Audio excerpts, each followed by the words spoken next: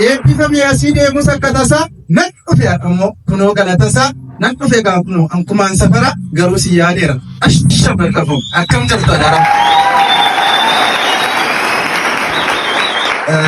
Yoo kan eebbifame na beektu sin beeka haaraa maal wal barra duroo wajjin oolla guyyuu wal agarra eebbifame asii adeemnaan maleessa duroo wajjin oolla takka laabireerii takka kaaffee keessa amma yoo yaadu garaa kuna nyaata awwaan biraa miti hiriirri kaaffee sun fooyya'eera laata. Hiriira kaaffee san waan baay'ee danda'e utuma waan beeka danqeena takaalu asiin eebbifame yuunivarsiitii Amboo kaampaasii Hacaaluu bakka hawwiikootii galma koo ga'eera amma abbaa qabeenya sooressa ta'eera. Miliyoona biliyoona lakkoomsa lafarraa waangeen fixuwaati qabeenyi koo guddaan qarshii kan seeyina Iyesus Kiristoos ilma Waaqayyoo.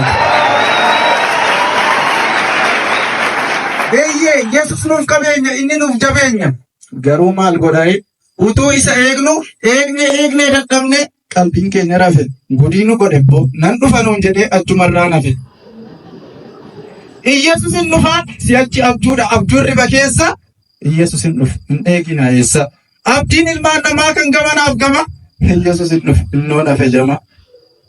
Utuu namni eeguu barri meeqa dhufe dhufuuf jedhe meerre meeqan dhufe erga dhufuuf jedhee fixe waggaa meeqa fixe jaarraa meeqa. Iyesus hin dhufu namni ofumaa eega.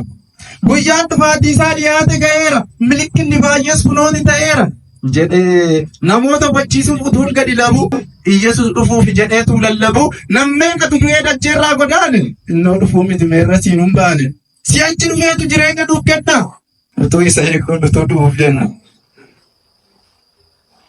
Erga dhufuuf jedhee fixe waggaa meeqa Iyesus hin dhufu namni ofumaa eega.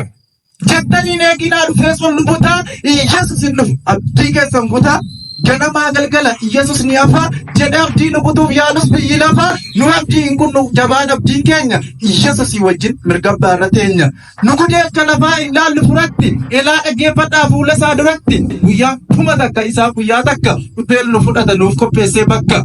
Guyyaan dhufaatii isaa yoo tures fagaate Iyesus ni dhufa gonfool finaa baate abdiin keenya durii kan ammaaf kan qaata hin dhufa gooftichi Yesus maranaata. Eeyyee guyyaan dhufaatii isaa yoo tures fagaate Iyesus ni dhufa abdiin finaa baate abdiin keenya durii kan ammaaf kan qaata hin dhufa gooftichi Yesus maranaata. Garuu namni meeqa qophaa'e eegaa jira laata jechaa walla malee Yesus maranaata utuu dhufee akkam nu taajjaba laata. Galatoom.